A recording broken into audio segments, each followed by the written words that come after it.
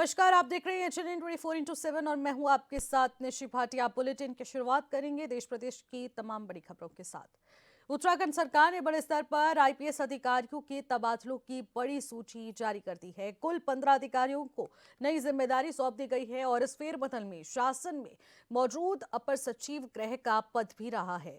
इस महत्वपूर्ण जिम्मेदारी पर IPS तृप्ति भट्ट को मौका दिया गया है, जिन्हें अपर सचिव गृह के पद की जिम्मेदारी सौंपी गई है।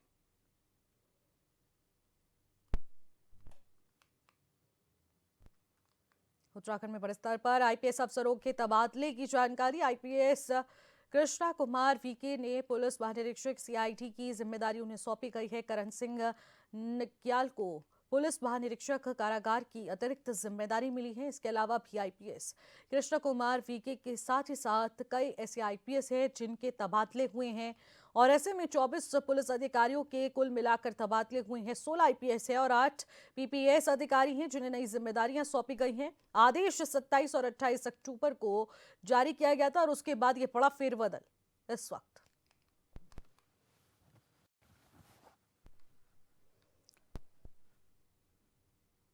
इसी बीच खबर आ रही है कि हरिद्वार में HNN की खबर का बड़ा असर हुआ है। करोड़ों की लागत से बने निर्माणाधीन ऑडिटोरियम की खबर प्रमुखता से चलाने के बाद जिलाधिकारी मयूर दीक्षित ने संज्ञान लिया है। जिलाधिकारी ने पूरे मामले पर संज्ञान लेते हुए कहा कि इस पूरे ऑडिटोरियम को लेकर दोबारा से रणनीति तैयार की जाएगी। साथ ही नगर निगम को भी आदेश दिए गए हैं कि इस पूरे ऑडिटोरियम का किस तरीके से जीर्णोद्धार हो सकता है, जिससे क्षेत्र में आपराधिक गतिविधियों पर भी लगाम लगाई जा सके।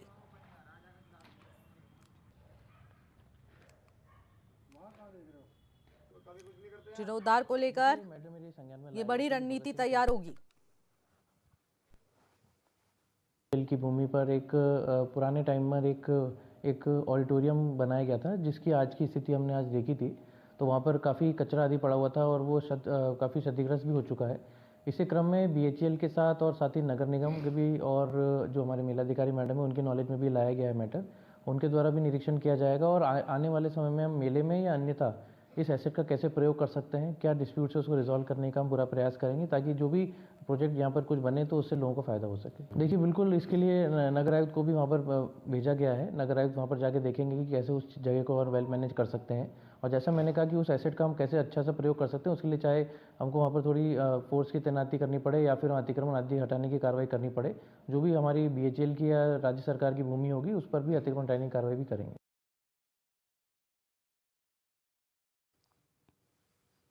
तो इसी खबर पर ज्यादा जानकारी के साथ देवम मेहता हमारे संवाददाता हमारे साथ सीधे जुड़ रहे हैं। देवम, HNN ने इस खबर को प्रसारित किया था कुछ ही समय पहले और जिलाधिकारी ने अब जल्द ही इस मामले पर संज्ञान लेते हुए आदेश भी जारी कर दिए। निर्माणाधीन ऑडिटोरियम की आखिरकार किस तरह से नई रणनीति के तहत कायाकल्प होने वाली है?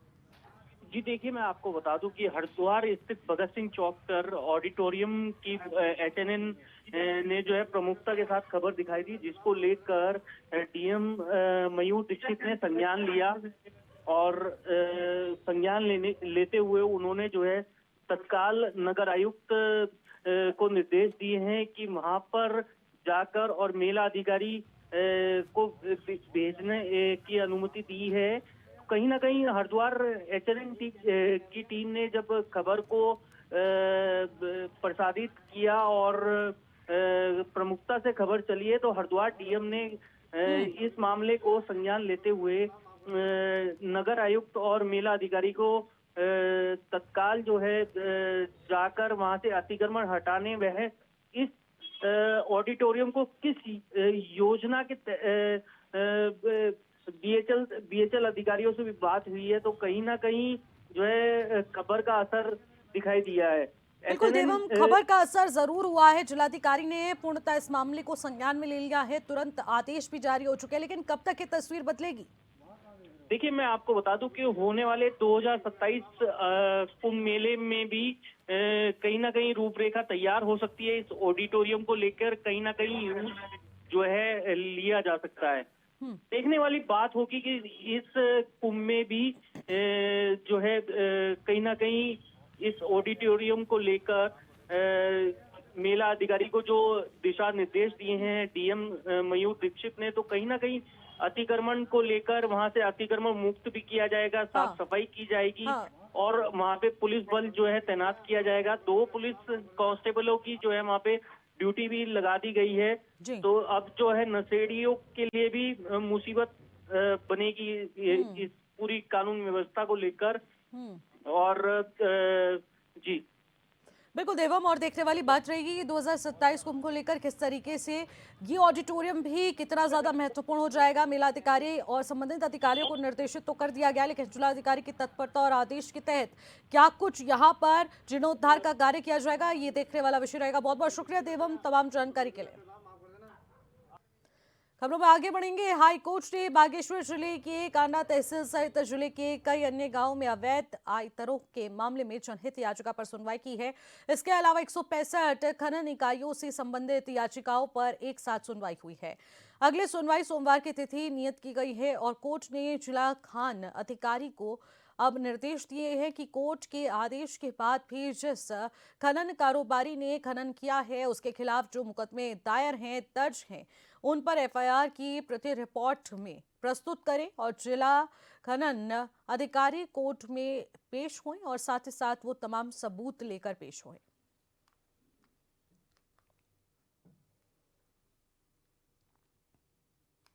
स्टोन माइनिंग के रेगुलेशन का जो मैटर है उसमें कोर्ट ने पूर्व में कुछ स्टोन क्रशर इंटरवीनर्स हैं, उनके कुछ डिटेल्स कोर्ट ने मांगी थी उनके ट्रांसपोर्टेशन से रिलेटेड, जिसको दाखिल करने के लिए डिस्ट्रिक्ट माइनिंग ऑफिसर ने 1 दिन का टाइम मांगा है।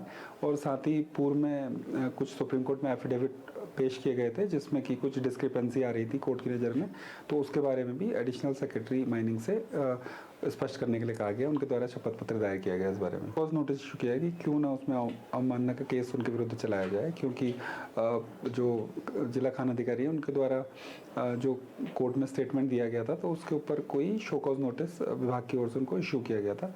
तो शो कॉज नोटिस इशू करने के मामले में कोर्ट ने आपराधिक अवमानना के मामले में स्पष्टीकरण देने के लिए कहा।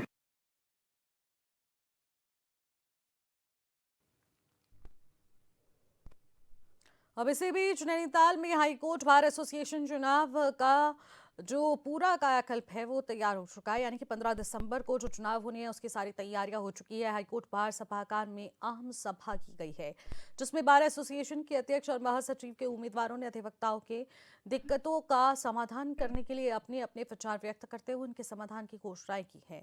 अध्यक्ष पद के लिए चुनावी मैदान में उतरे डीसीएस रावत, टीके जोशी, मनीष भंडारी और अंजलि भार्गव ने कहा है कि उत्तराखंड उच्च न्यायालय में रोस्टर प्रणाली ठीक तरह से लागू करना, अधिवक्ताओं के चैम्बर को अब सुविधा युक्त बनाने के साथ ही जूनियर अधिवक्ताओं को स्टाइफंड की व्यवस्था और 65 वर्ष से अधिक उम्र के अधिवक्ताओं को झारखंड प्रदेश की भांति उन्हें पेंशन देने की सुविधा देनी बड़ी उनकी प्राथमिकता होगी। अधिवक्ताओं से पूछते हैं कि जी मेरा केस सजाया और सवारा है, तो प्रयास से समस्याएं यहाँ पर अधिवक्ताओं के लिए बहुत ज़रूरी हैं।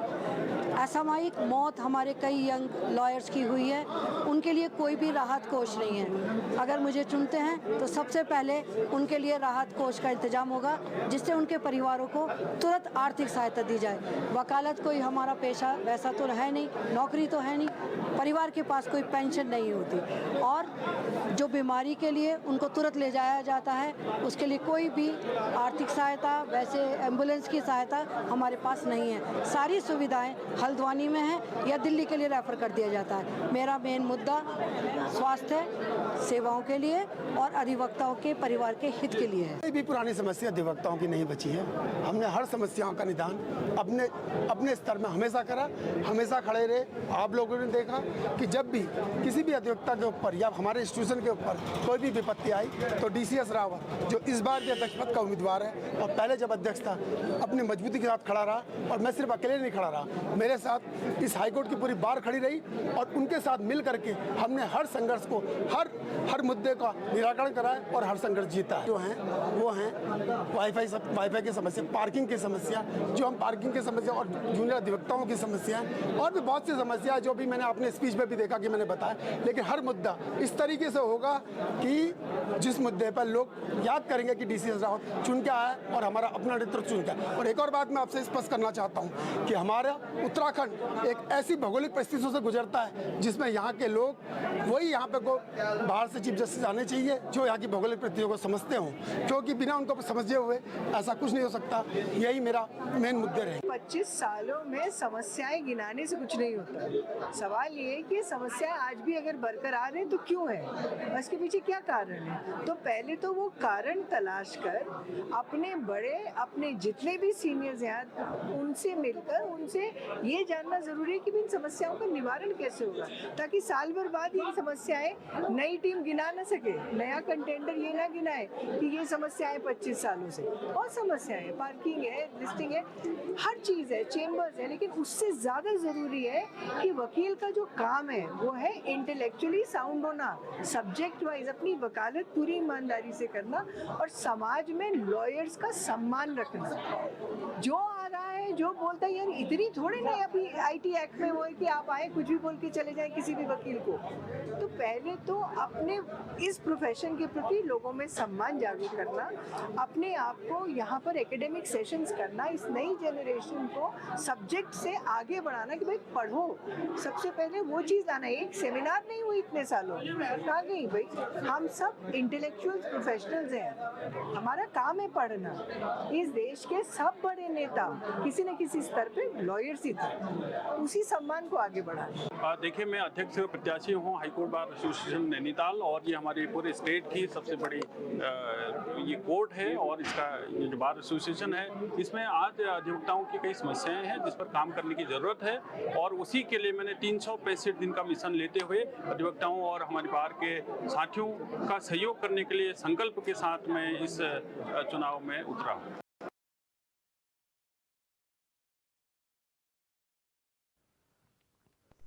और इसी के साथ आपको लेकर चलती है सीधे छत्तीसगढ़, जहां पर छत्तीसगढ़ के मुख्यमंत्री इस वक्त प्रेस कॉन्फ्रेंस कर रहे हैं। प्रेस कॉन्फ्रेंस के माध्यम से आखिरकार क्या कुछ जानकारी साझा हो रही है, एक बार आपको सुनाते हैं। विश्वास सरकार पर और पीएससी पर बढ़ाए क्या? तो बिल्कुल बोलते हैं कि बिल्कुल बढ़ाए, तभी हम लोग मतलब इस प्रतियोगिता को फाइट कर पाए हैं। तो पीएससी के प्रति भी हमारे बेटा बेटियों का बहुत विश्वास बढ़ा है। हम लोग साथ में नौकरी की भर्ती में भी 5 साल का छूट दिए हैं। और छत्तीसगढ़ वैसे बहुत समृद्ध प्रदेश है, खनिज संपदा से भरपूर है, वन संपदा भी है, सैकड़ों तरह के फॉरेस्ट प्रोड्यूस हैं, यहाँ की मिट्टी भी उर्वरा शक्ति से भरपूर है, मेहनतकश किसान हैं। और छत्तीसगढ़ के लोगों के लिए देश में कहा जाता है कि छत्तीसगढ़िया सबले बढ़िया।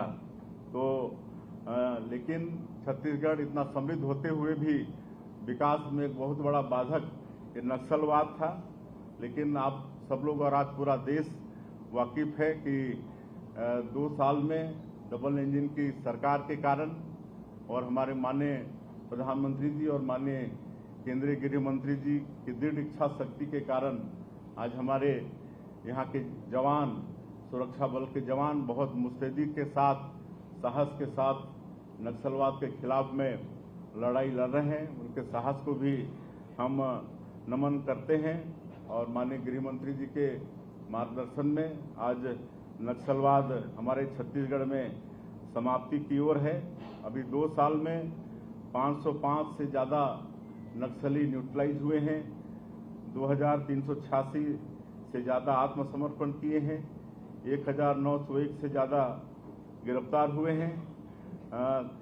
2 साल में हमारी सरकार और हमारे केंद्र सरकार के मार्गदर्शन में हमारे जवान इतना ताकत के साथ नक्सलवाद के खिलाफ में लड़े हैं कि पिछली कांग्रेस की सरकार 5 साल में भी लड़ नहीं पाई।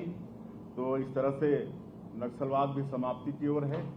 और हम लोग ये जानते हैं कि वहाँ पर नक्सलवाद समाप्ति के बाद विकास पहुँचाना बहुत आवश्यक होगा। और इसके लिए हमारी सरकार ने एक नियत नेलानार योजना शुरू किया है। नियत नेलानार ये गोंडी भाषा में है, इसका अनुवाद है, हिंदी अनुवाद आपका सुंदर गांव। और इसके माध्यम से हम लोग जैसे जैसे सुरक्षा कैंप खुल रहे हैं वैसे वैसे नियत नेलानार योजना के माध्यम से वहाँ पर विकास को पहुँचा पा रहे हैं। वहाँ सड़कें बन रही हैं, वहाँ पर बिजली पहुँच रही है, घरों में पानी पहुँचा रहे हैं, राशन कार्ड वहाँ पर बन रहा है, राशन पहुँच रहा है, दूरसंचार के साधन वहाँ पर खड़े कर रहे हैं, स्कूल जो बंद था फिर से स्कूल खुल रहे हैं, अस्पताल खुल रहे हैं, कुंवरती जैसे गांव में भी आज अस्पताल खुला है। तो ये सब हम लोग कर पा रहे हैं। उस क्षेत्र में कोई जाता नहीं था, जाने से सब डरते थे, लेकिन आज हम लोग कहीं ना कहीं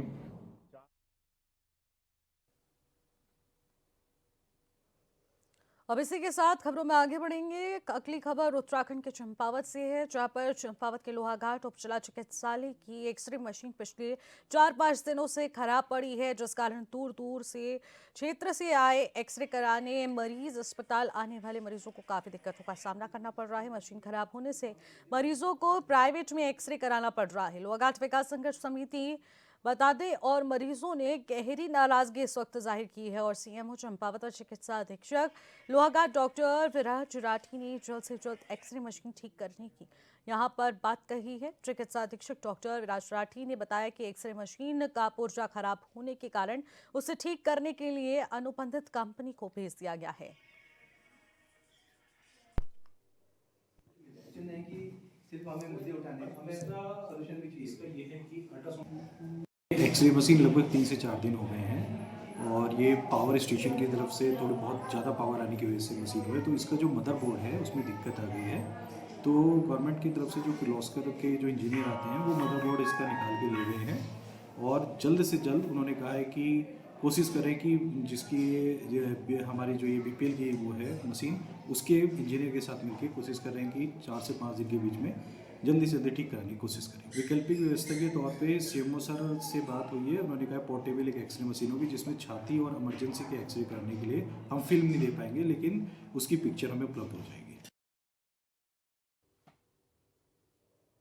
राष्ट्रपति पुरस्कार प्राप्त शिक्षक मोहन कांठपाल को जल संरक्षण में उल्लेखनीय योगदान के लिए अल्मोड़ा में सम्मानित किया गया है। द्वाराहाट के बताते कि सुरई खेत निवासी कांठपाल को हाल ही में राष्ट्रपति द्रौपदी मुर्मू ने पानी बो पानी उगाओ अभियान की सफलता के लिए राष्ट्रीय सम्मान प्राप्त किया है। ऐसे में आपको बता दें कि कानपुर से उच्च शिक्षा प्राप्त कर उन्होंने गांव लौटकर समाज सेवा को जीवन का लक्ष्य बनाया। एक शिक्षक के रूप में उन्होंने पर्यावरण संरक्षण, सामाजिक जागरूकता और ग्रामीण विकास में निरंतर नेतृत्व भूमिका निभाई है। उनके अभियान ने उत्तर भारत में जल संरक्षण की नई मिसाल कायम की है और हजारों ग्रामीणों को जल बचाने के लिए प्रेरित किया है। और जब वो वहां पर आए तो उस वक्त आंदोलन में शामिल हो गए। मैं तो पिछले 36 साल से अपने द्वारहाट के पास सुरैखेत जगह है उस क्षेत्र में वृक्षारोपण करने का और उसके साथ साथ पानी संरक्षण करने का काम कर रहा हूँ, महिलाओं के साथ और बच्चों के साथ मिल करके। स्कूल के बच्चों को कैसे हम संस्कार डालें कि वो जो है आगे जल संरक्षण पर काम करें, ये सब लेके काम कर रहा हूँ। और हमने एक अभियान चला रखा है 2012 से कि पानी बो पानी उगाओ, यानी कि हर खेत में जो है जो हमारे खेत पलायन के कारण बंजर हो गए हैं, बंजर हो जाने के कारण अब उनमें हल नहीं जोता जा रहा है। पहले से उनमें हल जोता जाता था तो सारा का सारा पानी ज़मीन के अंदर चला जाता था जुते हल में जब बारिश पड़ती थी तो उसके कारण क्या होता था कि हमारे नौले धारे जिंदा थे, लेकिन बंजर हो जाने के कारण सारे खेत में जितना पानी गिरता है सारा नदी के माध्यम से बह जाता है, रुकता नहीं है। तो हम लोग ने एक अभियान चलाया पानी बो पानी उगाओ, तो हर बंजर खेत में हम पानी बोने का काम कर रहे हैं एक छोटा सा खाव बना करके। ये सिलसिला हमारा लगातार चल रहा है और वो जनता के सहयोग से चल रहा है, जिसके कारण लगभग 27 नौलों में फिर से जो सूख गए थे पानी आ गया। रिस्कन नदी तो पूरी सूख गई थी, उसमें फिर से एक बार थोड़ा सा जून के महीने में भी अब पानी रहने लगा है। तो ये अभियान लगातार पानी बो पानी उगाओ के अंतर्गत चला है, जिससे जो है हम लोग इसी को लेकर के हमारे को इस बार जो है जल शक्ति मंत्रालय द्वारा महामहिम राष्ट्रपति महोदय के द्वारा ये अवार्ड दिलाया गया है।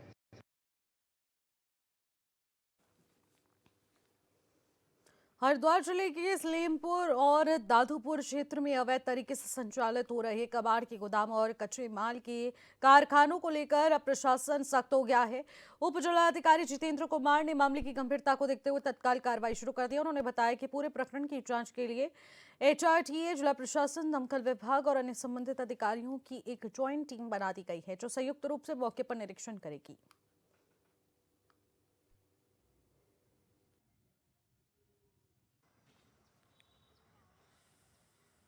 इसमें हम लोग एक जॉइंट टीम बना रहे हैं जिसमें HRDA और कमर्शियल टैक्स डिपार्टमेंट के लोग भी होंगे और इसमें संयुक्त रूप से एक बार जांच कर लेते हैं कि वास्तव में इनके पास क्या मानक है, किन मानकों के अनुसार इन लोगों ने लाइसेंस लिए हुए हैं और कैसे यहाँ पे कार्य कर रहे हैं, इसकी जांच करवा ली जाएगी और अगर मानक सही नहीं होंगे तो उस पर फिर नियमानुसार कार्रवाई की जाएगी। इसमें फायर सेफ्टी डिपार्टमेंट को भी हम इन्वॉल्व करेंगे और उनके अनुसार भी देखेंगे कि ये मानक पे सही काम कर रहे हैं या नहीं कर रहे हैं, तो फायर FSO को भी इसमें टीम में शामिल करेंगे। ये तथ्य जो है चेक कराने के बाद ही पता चलेगा और इसमें हमने लेटर जारी कर रहे हैं ताकि सारे उस क्षेत्र के जो भी इस तरह की गतिविधियां चल रही हैं उनको चेक करवाया जाए, उनकी सूची तैयार करवाई जाए और जिनके खिलाफ जिन पे NOC नहीं हो और उचित अग्निशमन व्यवस्था नहीं हो तो उनके खिलाफ उचित वैधानिक कार्रवाई की जाएगी। उसके लिए उनको क्षेत्र से हटाया भी जा सकता है। ये चीज़ें जो है हम लोग प्रशासन को देंगे तो वो लोग जो है जो भी उचित होगा जो है वो करेंगे। उत्तराखंड के लोक की प्रसिद्ध जोड़ी अजय देवगन का नया गीत जल्द ही आ रहा है। गीत के बोल हैं ओ पानी पनियारा। इस गीत का पोस्टर अजय देवगन के सोशल मीडिया हैंडल पर रिलीज हुआ है। गीत हमेशा की तरह देवान कनवाल ऑफिशियल यूट्यूब चैनल पर रिलीज होगा। गीत का संगीत दिया है प्रसिद्ध संगीतकार रंजीत सिंह ने और गीत को रिकॉर्ड किया गया है A+ स्टूडियो देहरादून में। इस गीत की कॉम्पोजिशन वर्षों पहले लोक गायिका लता पांडे ने की थी। आपको बता दें कि गीत में मुख्य तौर पर अभिनय किया है कार्की सुमन धामी ने, जो कि उत्तराखंड की मशहूर ब्लॉगर थे। और इंतजार कीजिए कि इस गीत का, क्योंकि गीत के मीडिया पार्टनर हैं HNN और ओहो रेडियो।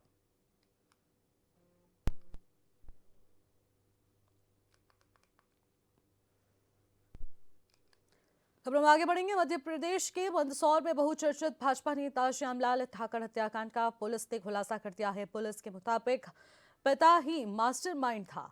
4 महीने बाद हुए इस खुलासे में पुलिस ने पिता सहित 5 आरोपियों को पुलिस की गिरफ्तारी में बता दें कि उस बात को कबूलते हुए देखा गया है। मृतक के अन्य महिला से संबंध और उस पर खर्च से पिता नाराज था। रोज के झगड़ों के बीच पड़ोसी के साथ मिलकर पिता ने हत्या का प्लान बनाया। 5 लाख रुपए में 3 युवकों को सुपारी देकर 18 जुलाई की रात धारदार हथियार कुल्हाड़ी और चाकू से वार कर मौत के घाट उतार दिया गया। पुलिस ने आरोपियों को यहां पर गिरफ्तार कर लिया और उनके कब्जे से हथियार, वाहन और अन्य सामग्री जब्त कर ली है। बता दें कि विगत 18 जुलाई को नाहरगढ़ थाना क्षेत्र में इंगोरिया बड़ा गांव के पास भाजपा पूरा मंडल के उपाध्यक्ष श्यामलाल ठाकर के घर में घुसकर निर्मम हत्या कर दी गई थी।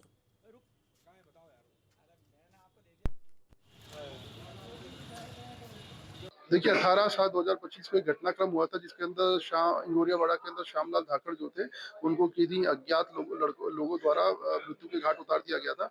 यह मर्डर काफी दिनों से ब्लाइंड चल रहा था और काफी सेंसेशनल मर्डर भी था।